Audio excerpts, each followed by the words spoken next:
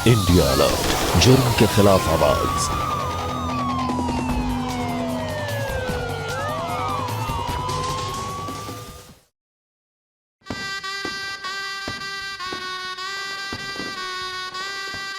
केशव, रुको।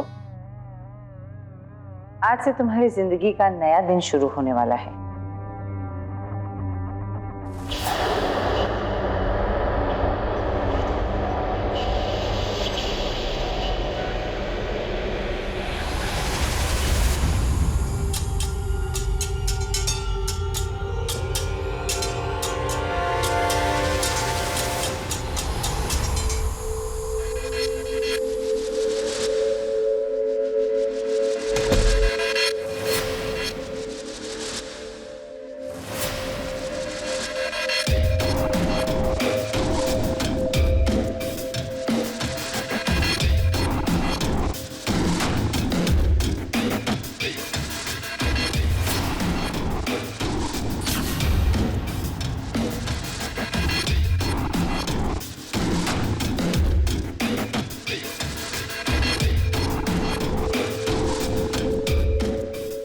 वो अभी हमें मिले कुछ ही दिन हुए हैं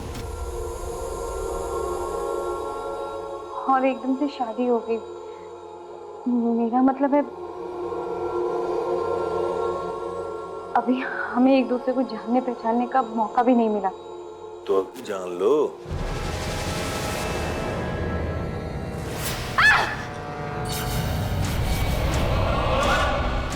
आप क्या क्या कर रहे हैं?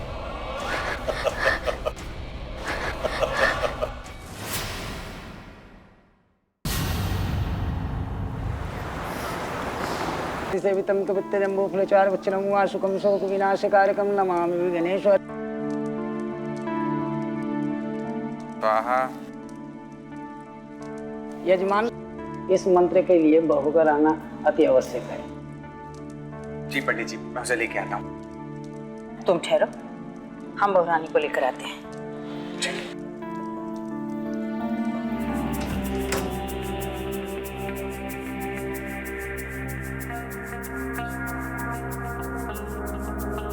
ए, नीचे हवन चल रहा है और तुम यहाँ महारानी की तरह लेटे हो। चलो।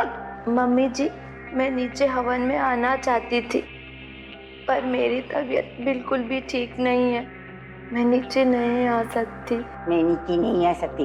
मेरे बेटे जगदीश पांडे की शादी तुझ जैसी छोटी जात की लड़की से इसलिए कराई मैंने ताकि उसको वोट मिल सके। आएगी कैसे नहीं। चलो। लेकिन पिछले चुनाव में भैया इलेक्शन तो जीते नहीं, उल्टा भाभी जब से घर में आई है हर काम में पनौती अलग लग गई है। इस बार जगदीश इलेक्शन जरूर जीतेगा। चल उठ उठ।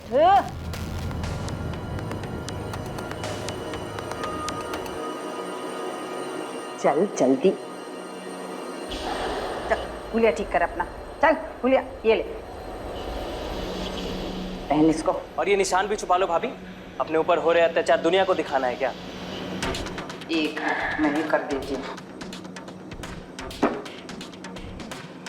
हट दे अपना। चल इधर बुला। चल। वक्रतुंड महाकाय सूर्यकोटिं संप्रभ निर्विघ्नं कुरुमेव देव सर्वकार्येषु सर्वदा स्वाहा। जाननं भूतगणादिसेवितं कपित्तजम्बूफलचारुभक्षणं वासुकं शोकविनाशकारकं नमामि गणेश्वरपादपङ्कजं स्वाहा।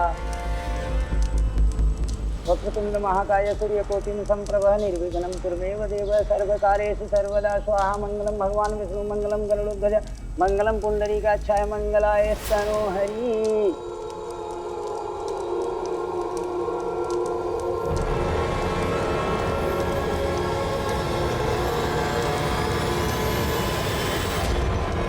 पंडित जी, हमारे ससुर यहाँ के एमएलए थे पर हमारे पति को राजनीति पसंद नहीं थी।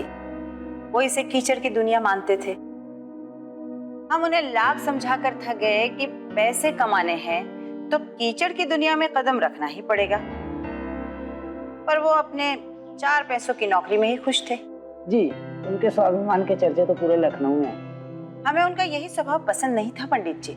हाँ, लेकिन उनकी यही इमेज मेरे बेटे जगदीश के पॉलिटिकल करियर में बहुत काम आएगी। अब मेरे बेटे 2 कौड़ी की जिंदगी नहीं जिएंगे। पूरे लखनऊ पर राज करेंगे जगदीश और केशव। लेकिन हाँ पंडित जी, आपके पूजा मंत्र काम करने चाहिए। इस बार चुनाव मेरा जगदीश ही जीतना चाहिए। धन्यवाद पंडित जी, आपकी दक्षिणा।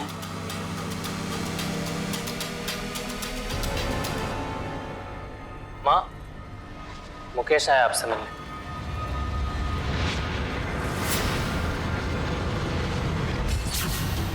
लगता है मुकेश जी आपको हम पर भरोसा नहीं है।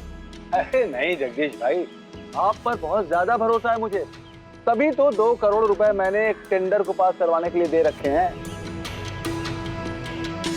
लेकिन ये गोपालगंज रीडेवलपमेंट का प्रोजेक्ट बहुत बड़ा है। इस बात की क्या गारंटी है कि मेरा टेंडर पास ही हो जाएगा? मुकेश जी, इस बात की भी क्या गारंटी है कि कल आप जिंदा रहेंगे या नहीं? नमस्ते नमस्ते, बैठिए। अरे इंद्राणी जी, आप तो बुरा मान गई मैडम। नहीं नहीं मुकेश जी, इसमें बुरा मानने वाली कौन सी बात है? ये तो बिजनेस की बातें हैं।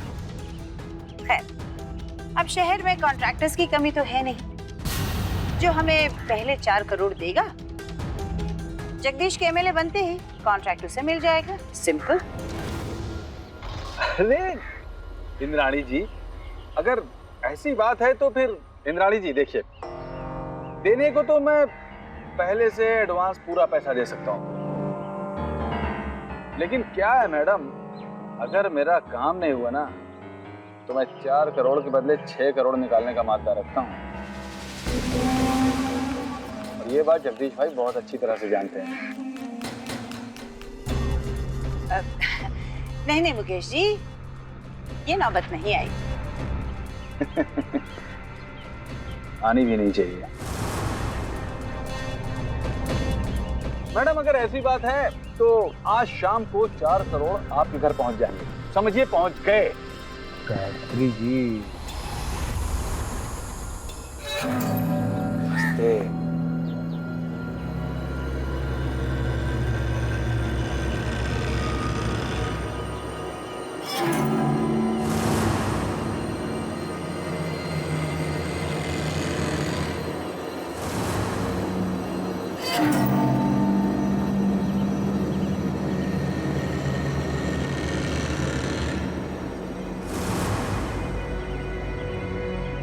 मम्मी जी माफ कीजिएगा,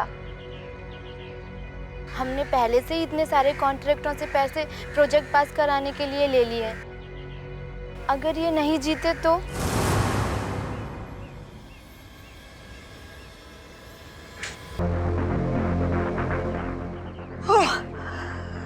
बीवी के नाम पे कलंक है ये, कलंक। अरे तेरे पति के लिए तेरे मुंह से कुछ अच्छा निकलता ही नहीं है। पिछले इलेक्शन में भी तू हमारे कुछ काम नहीं आई, और ऊपर से ये बेटी मर दी हमारे सर पर।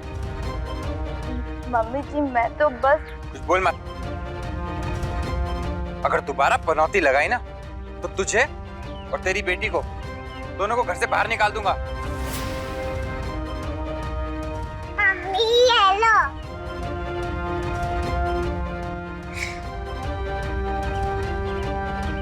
ओहो, प्यार तो देखो माँ बेटी का।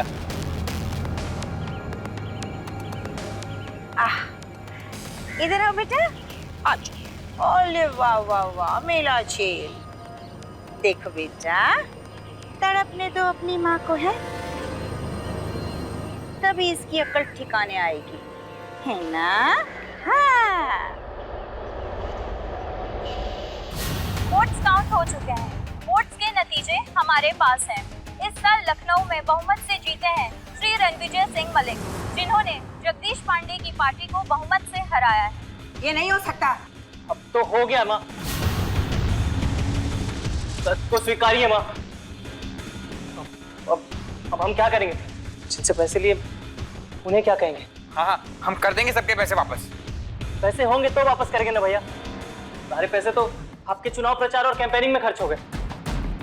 हमें लगता है हमें इस मलिक से मिलना होगा। तुम्हें नहीं, हमें। अब जो कुछ भी करना है हम करेंगे। ये जीत हमारी नहीं, आपकी भी है। बिल्कुल सर, होगा अब सब काम होगा, जो कहेंगे सब होगा। जी हाँ, जी हाँ जी। सर, इंद्राणी पांडे जी आपसे मिलने आए। अच्छा, बधाई देने आई होंगी, भेजो भेजो। जी हाँ, जी हाँ, बिल्कुल बिल्कुल सर। जीत बहुत बहुत मुबारक हो मलिक साहब। अरे इंद्राणी जी, शुक्रिया शुक्रिया जी, रखता हूँ। जी जी, धन्यवाद धन्यवाद। देखिए मलिक साहब, घुमा फिरा के बात करना हमें बिल्कुल पसंद नहीं। हम तो सीधे सीधे बात करते हैं।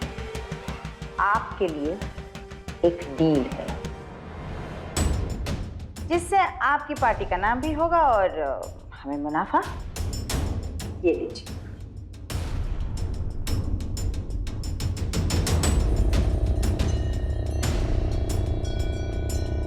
देखिए इंद्राणी, टेंडर का डील और कोटेशन दोनों बहुत अच्छा है, लेकिन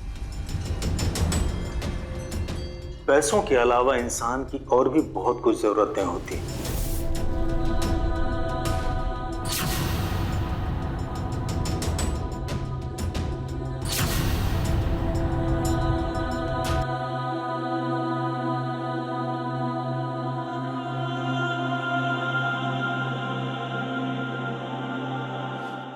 मुझे दो ही चीजें बेहद पसंद हैं, एक पहली धार की दारू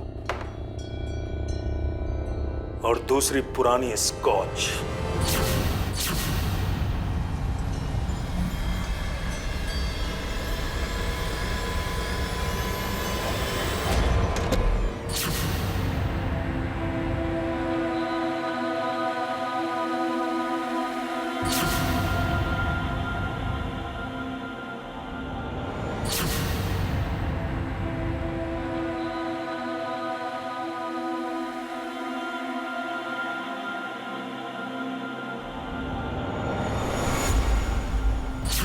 जगदीश, अरे नेता, अरे कहां छुपे बैठे हो? अपनी अम्मा के पल्लू में छुपे बैठे हो क्या? अरे केसी, गुंडे लेके आए हो? हाँ, गुंडे लेकर आया हूं, जो कि 4 करोड़ रुपए मार कर बैठे हो तुम लोग। और सुबह से फोन कर रहा हूं तो फोन उठाने के लिए फुर्सत नहीं है तुम्हें। और कहां है तुम्हारी माँ? बुलाओ ने। चुनाव के पहले तो बहुत बड़ी बड़ी बातें कर रही थी कि चुनाव जीतने के बाद ये करेंगे वो करेंगे, और अब चुनाव हार गई, अब क्या करेंगे? आपने हमें याद किया और हम आ गए। मुकेश जी, क्यों इतना गला फाड़ रहे हैं आप? कमाल है मुकेश जी, हमारे ही घर में आके हमारे ही बेटों से बदतमीजी, और वो भी तब जब हमने आपका टेंडर पास करा दिया है। क्या? मेरा टेंडर पास हो गया? मुकेश जी, हम हारे या जीते, पर लखनऊ आज भी हमारा है। मैडम जी, ये तो एक ही टेंडर पास हुआ है, वो गोपालगंज वाला प्रोजेक्ट, उसका क्या? अरे वो भी हो जाएगा, सब्र रखिए, सब्र। सब्र कीजिए। पैसे लेते वक्त तो आपने सब्र नहीं किया था, अब मुझसे कह रही सब्र कीजिए। अरे आप तो गुस्सा करने लगे। अरे भाई, कोई मुकेश जी के लिए ठंडा पानी लेकर आओ। मुकेश जी, कहते हैं कि इंतजार का फल मीठा होता है, लेकिन हम आपके इंतजार के सफर को और भी मीठा बना देंगे। जब तक आपका टेंडर पास नहीं होता, आपको खुश रखने के इंतजाम और भी है। पानी पीजिए।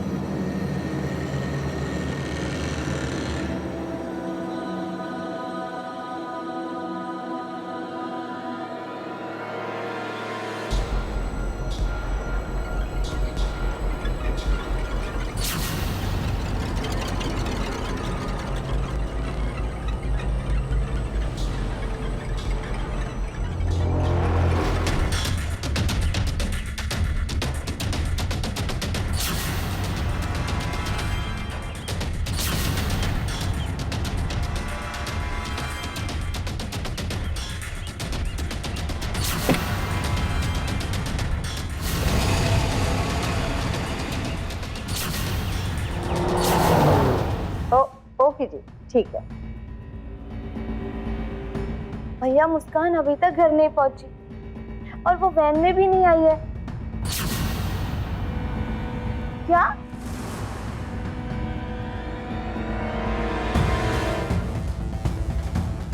कहाँ गई होगी मेरी बच्ची?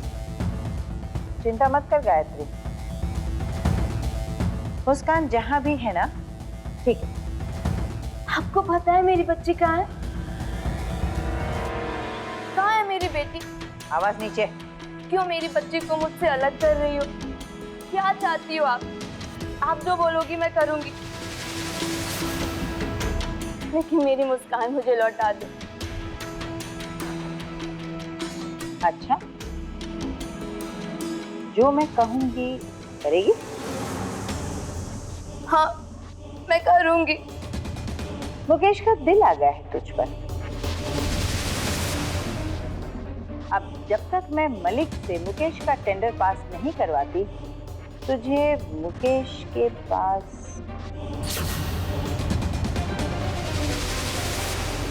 आप कैसी घटिया बात कर रही हैं?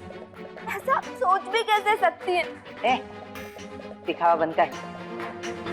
बड़ी पतिव्रता बन गई ना तू, तो ये काम भी तेरी पति के भलाई के लिए ही है। तेरे पास एक मौका है अपने परिवार के काम आने का। मैं आपके आगे हाथ जोड़ती हूँ, मुझे ऐसा करने के लिए मत कहिए। ठीक है, तो भूल जाओ अपनी बच्ची को।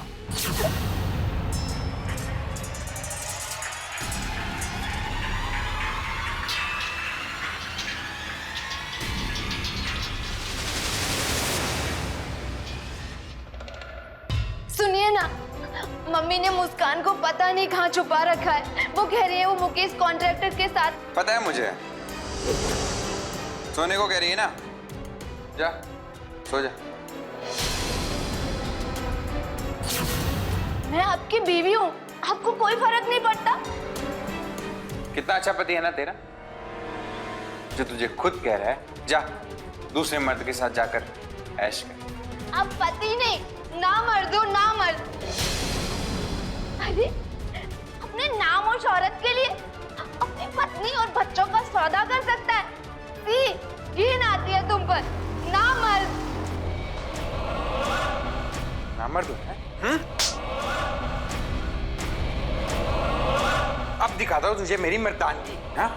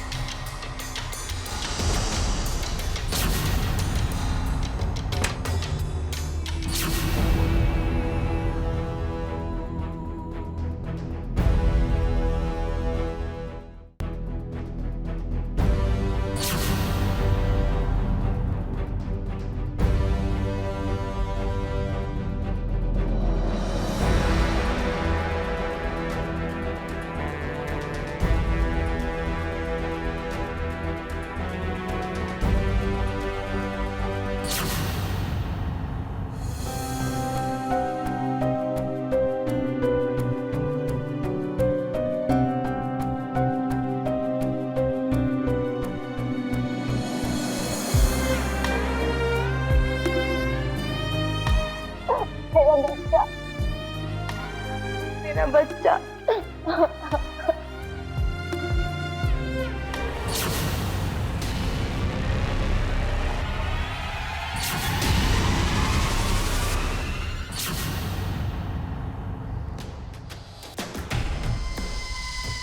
अरे आप यहाँ पे बिना बताए?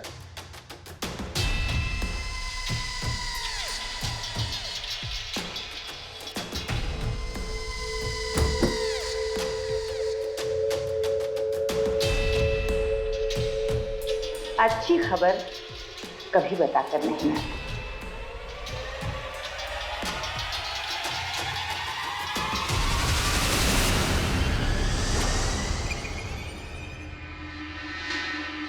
इन पेपर्स पर साइन कीजिए और देखिए, गोपालगंज टेंडर की बात मैंने ऊपर की,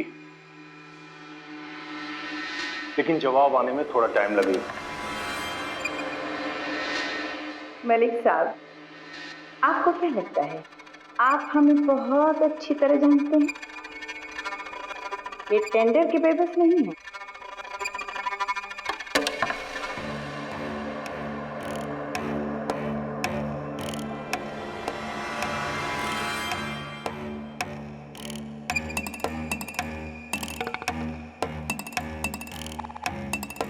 ये तो आपके छोटे बेटे का फॉर्म है जो हमारी पार्टी को ज्वाइन करना चाहता है।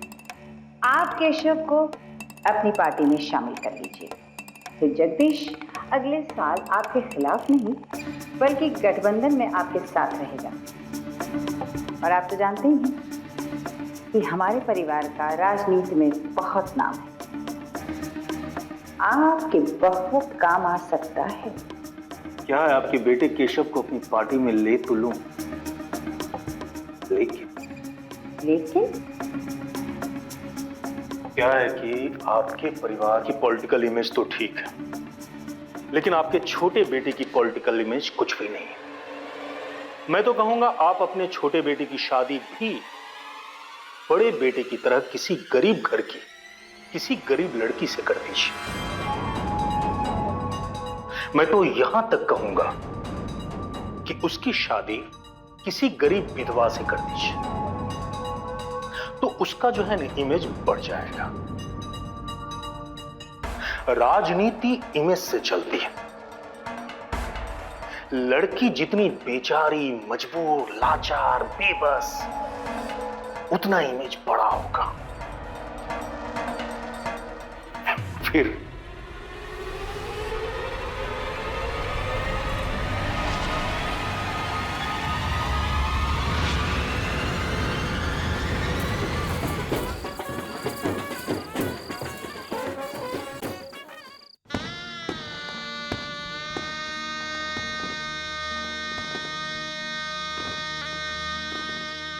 आपका बहुत बहुत धन्यवाद। सिर्फ आपके वजह से आज हमारी बेटी दुल्हन बन पाई है। नहीं तो 6 महीने पहले जो दुर्घटना उसके साथ हुई थी, हमने कभी नहीं सोचा था कि इतने जल्दी उसका दूसरा ब्याह हम कर सकेंगे। अरे नहीं नहीं, इसमें धन्यवाद कैसा, जिंदगी में सबको दूसरा मौका मिलना ही चाहिए ना। जी, ये तो आपका बड़प्पन है जो आप ऐसा सोचती हैं। वैसे मेरी बेटी बहुत गुणी है, सिलाई, कढ़ाई, बुनाई, यहाँ तक कि कमाई भी कर सकती है। अपने कॉलेज में टॉपर थी वो। अगर आप चाहें तो आपके बिजनेस में भी आपका हाथ बढ़ाएगी। हाँ, जी नहीं, इसकी जरूरत नहीं पड़ेगी। भगवान का दिया हुआ इस घर में सब कुछ है, और फिर हमारे घर की बहुओं को ये सब करने की जरूरत नहीं है। जी मैं अभी आई।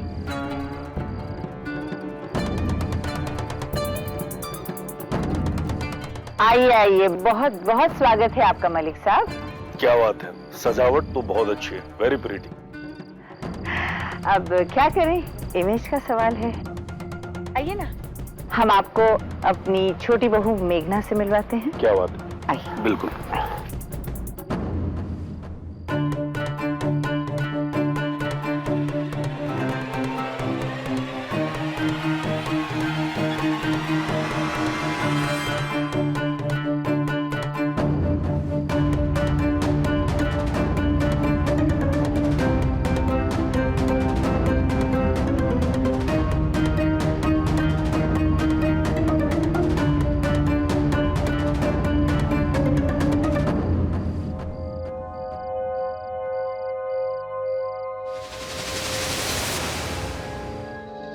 ये नहीं, साहब के लिए आज पुरानी स्कॉच लेकर आओ। आज पुरानी स्कॉच नहीं, पहली धार की दारू चाहिए।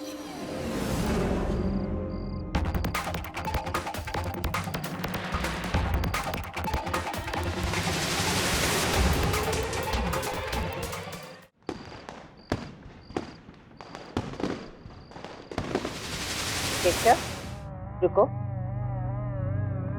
आज से तुम्हारी जिंदगी का नया दिन शुरू होने वाला है।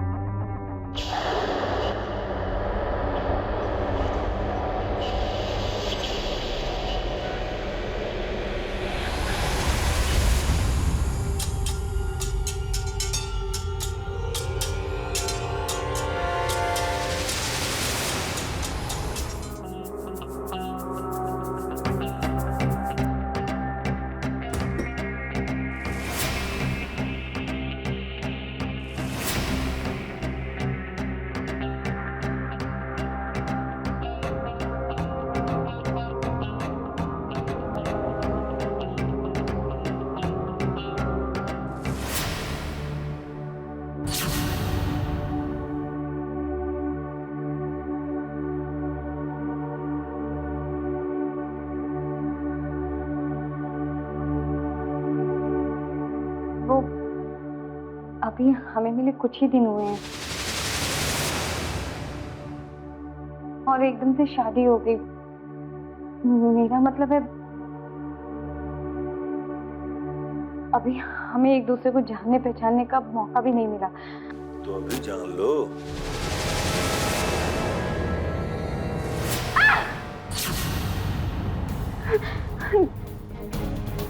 आप क्या क्या कर रहे हैं?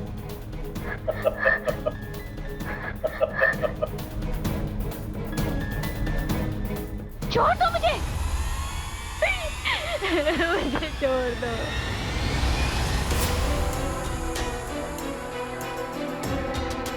ऊपर जी आप यहाँ तो ऊपर?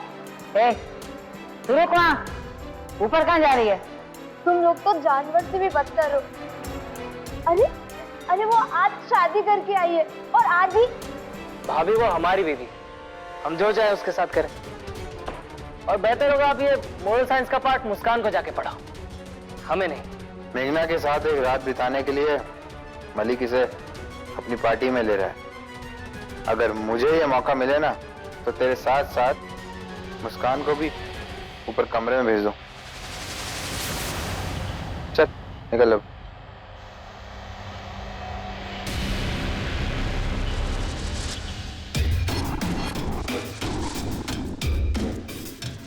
बहू बड़ी अच्छी पसंद की है इंद्राणी जी, मजा आ गया।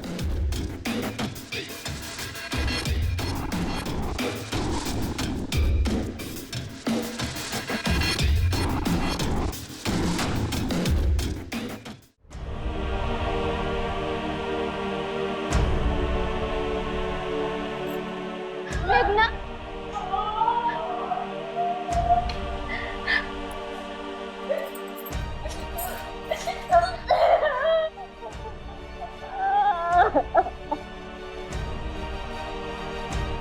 मैं समझ सकती हूँ कि तुम पर क्या बीत रही है। रो मत, धीरे धीरे मेरी तरह तुम्हें भी आदत डालनी पड़ेगी। मतलब आपके साथ भी ये लोग इंसान नहीं है, जानवर है जानवर। मुझे तो डर लगता है मुस्कान के साथ भी ऐसा ना करें।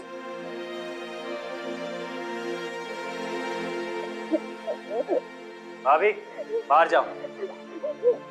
अरे ये बेचारा सुबह मना लेना, हमें अभी सुहागरात मनाने दो। चलो जाओ। अरे नहीं जेठानी जी, नहीं नहीं जेठानी जी, नहीं नहीं नहीं नहीं जेठानी जी, नहीं नहीं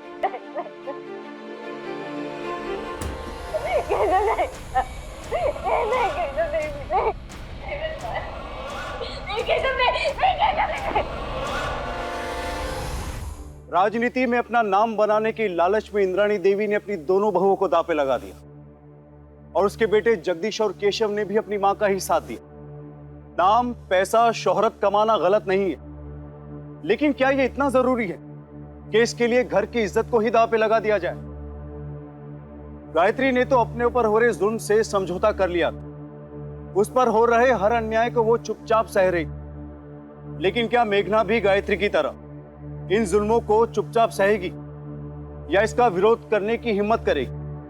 और क्या गायत्री अपनी बेटी को इस दलदल से बचा पाएगी?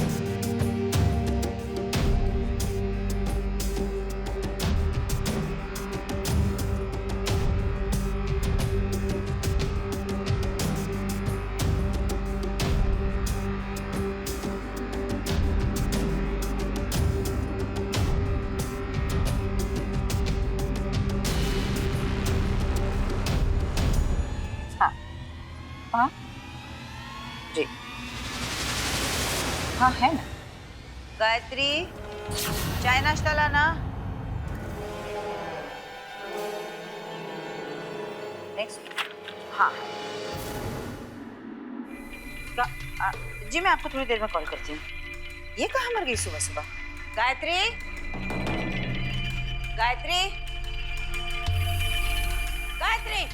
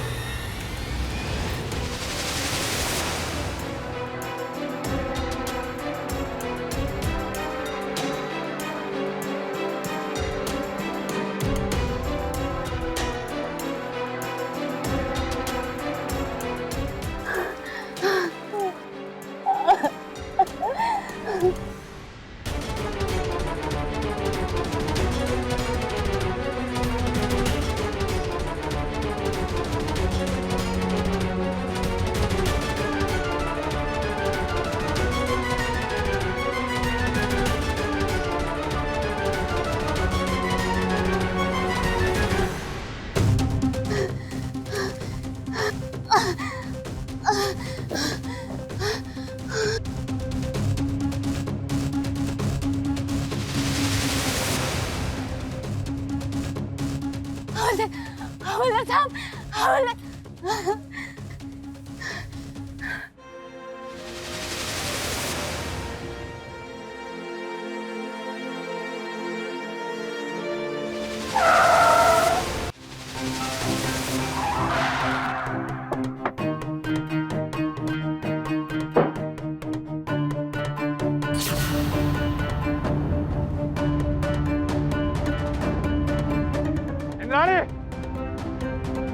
क्या बात है?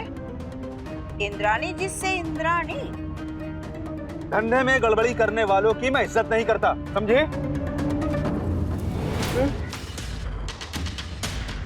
क्या कहा था तुमने? कि मेरा बेटा मलिक की टीम ज्वाइन कर रहा है। ज्वाइन करते ही मेरा टेंडर पास करवा दोगी। कहा था तो? यानी कि तुम्हें पता ही नहीं मैं किस बारे में बात कर रहा हूँ। मलिक ने केशव की जगह अपनी टीम में किसी और को रख लिया है, समझे?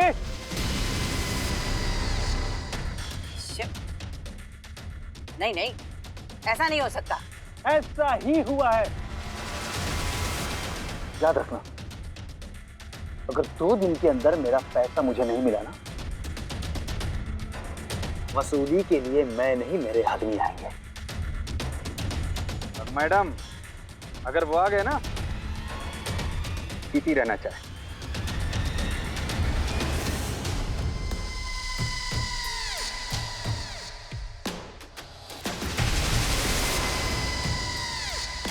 जी नेताजी, आपकी जो सरकार अभी भी नई नई बनी है, एजुकेशन पॉलिसी में क्या क्या चेंजेस लाने वाली है?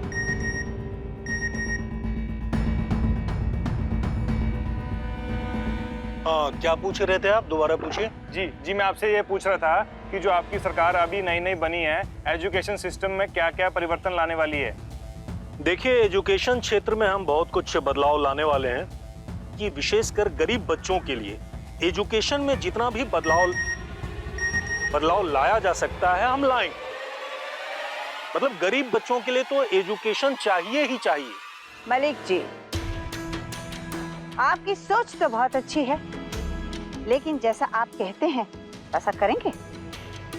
मलिक जी, हमने सुना है आप अपने वादों से मुकर जाते हैं।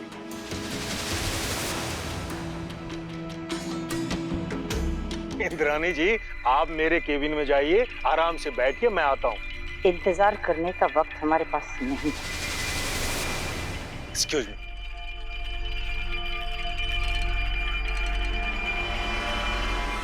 ये बाहर तुम क्या तमाशा लगा के रखी है प्रेस के सामने? समझ में नहीं आती बात? तुमने कहा था कि तुम केशव को अपनी टीम में लोगे। अरे हमने कोशिश की, लेकिन कानपुर वाले विधायक ने हम पर प्रेशर डाला, मजबूरन उसके बेटे को रखना पड़ा। लेकिन तुम्हारी बात मानकर मैंने अपनी बेटी की शादी उस विधवा से कर दी। अरे नहीं गुजारा होता है ना तो हमारे पास भेज दो, समझी ना? दिमाग की दही करके रखा। ठीक है, अभी भी कुछ नहीं बिगड़ा। तुम केशव को केशव को अपनी टीम में शामिल कर लो। तुम जो चाहते हो वो मैं करने को तैयार हूँ। अरे औरत हो, अपनी हद में रहो, समझी ना? जब देखो मर्यादा लांघती रहती है। इस बूढ़े जिस्म से हर चीज हासिल नहीं कर सकती हो तुम, समझी ना?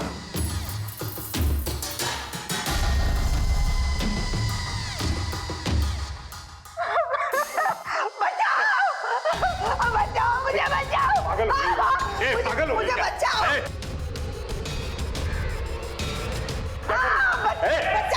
कर रही हो?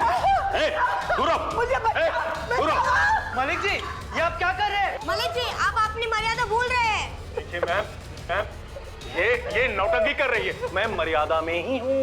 लखनऊ के हाल ही में चुने गए विधायक श्री रणविजय सिंह मलिक, जिन्होंने इंद्रानी देवी के साथ शारीरिक शोषण करने की कोशिश की, इस वक्त उन्हें पुलिस कस्टडी में भी रखा गया है और इस केस की छानबीन भी शुरू कर दी गई है।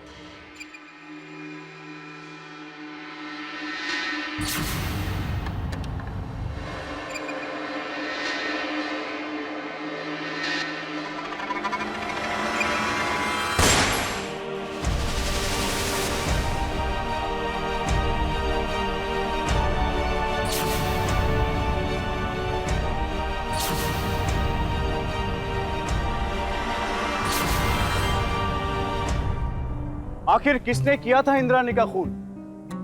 राजनीति में अपने पैर जमाने की लालसा में इंद्रानी ने अपने इतने सारे दुश्मन बना लिए थे कि उस पर गोली किसने चलाई कहना मुश्किल था। मुकेश को टेंडर पास करवाने की जुबान देकर उससे वो भारी रकम उधार ले बैठी थी। केशव को पार्टी का टिकट ना देने पर उसने मुकेश पर खुद के शारीरिक शोषण का झूठा इल्जाम लगाकर उसके नाम को कलंकित किया और अपनी दोनों बहुओं पर तो उसने इतने जुल्म की कि उसे औरत कहने पर भी अफसोस होता है। तो अब सवाल यह है कि आखिर इनमें से कौन इंद्राणी से सबसे ज्यादा नफरत करता था और इतनी हिम्मत रखता था कि दिन दहाड़े उस पर गोली चला सके।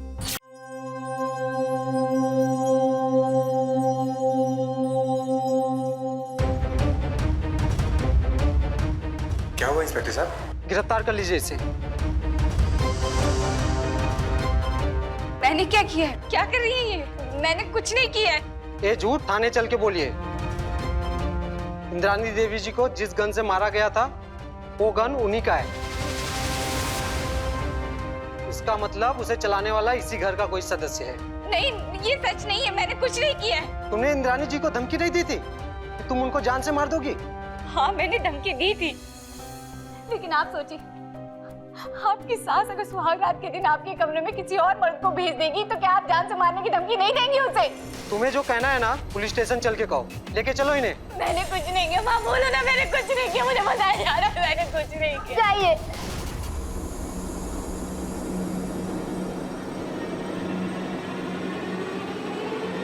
इसने कुछ नहीं किया। मेरी सास का खून मैंने किया है। मेरी सास दुनिया की सबसे गिरी हुई औरत थी। ये क्या बोल रही है तू? आज मैं चुप नहीं रहूंगी। इंस्पेक्टर साहब, मेघना सच कह रही है। लोग कहते हैं सास माँ समान होती है। मेरी सास तो औरत कहलाने लायक नहीं थी। मेरी सास ने अपने स्वार्थ के लिए मुझे बेचने से पहले एक पल भी नहीं सोचा। और ये मेरा देवर, इसने कभी भाभी का सम्मान तो दिया नहीं और सुहाग रात वाले दिन ही अपनी बीवी की इज्जत नीलाम कर दी।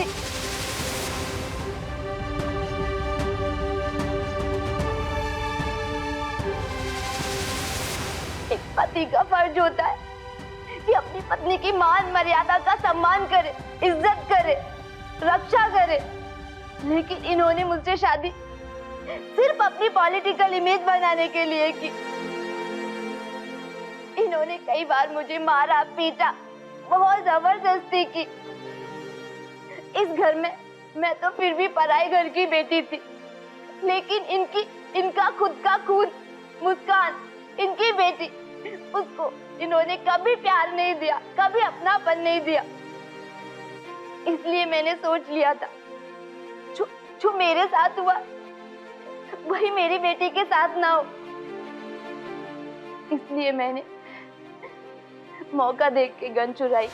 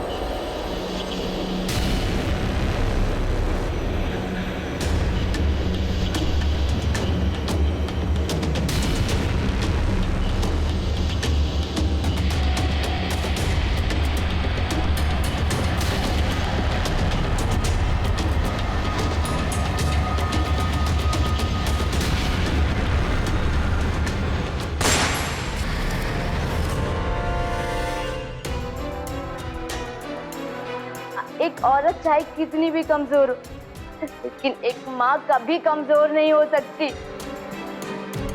मुझ में हमेशा से इंद्राणी के खिलाफ लड़ने की हिम्मत थी, और ये सब सहने की बजाय मुझे पहले ही पुलिस से मदद ले लेनी चाहिए थी। ये सब मैंने अपनी बेटी मुस्कान के लिए किया।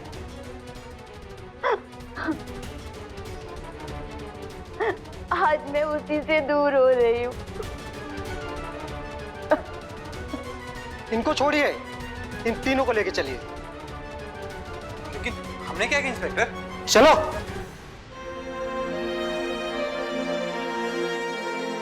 मुस्कान का ध्यान रखना, पढ़ाना लिखाना, अपनी तरह हिम्मत वाली बनाना। वो बहुत होशियार है, बहुत आगे जाएगी।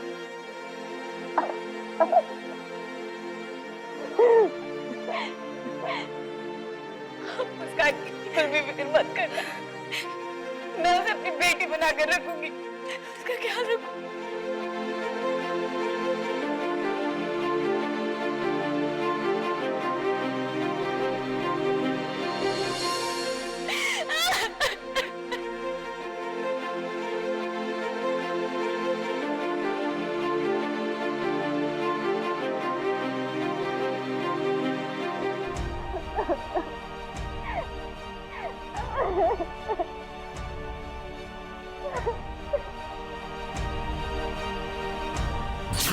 इंद्राणी, जगदीश और केशव गायत्री पर अत्याचार करते रहे, ये सोचकर कि वो इतनी कमजोर है कि कभी अपनी आवाज नहीं उठाएगी। लेकिन हर इंसान की सहने की एक सीमा होती है, और गायत्री के सब्र का बांध भी आखिरकार टूट गया और उसने कानून को अपने हाथों में ले लिया। लेकिन अगर गायत्री ने पहले हिम्मत दिखाई होती और कानून को अपने हाथों में लेने की बजाय कानून से मदद मांगी होती, तो आज वो अपनी बेटी से जुदा जेल में ना होती।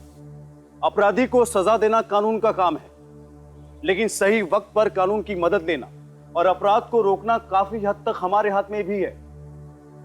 इंद्राणी और उसके दोनों बेटों को ताकत और सत्ता की भूख और घमंड ने इतना नीचे गिरा दिया था कि आज वे कहीं के नहीं रहे। इंद्राणी की मौत के बाद आज उसके दोनों बेटे जेल में अपनी पत्नियों के सम्मान का सौदा करने के जुर्म में सजा काट रहे हैं। इसी के साथ मैं गिरीश जैन क्राइम अलर्ट के इस एपिसोड में आपसे विदा लेता हूं। फिर मिलूंगा ऐसी एक सच्ची घटना के साथ। तब तक बी अलर्ट, बी से क्राइम अलर्ट, जुर्म के खिलाफ आवाज।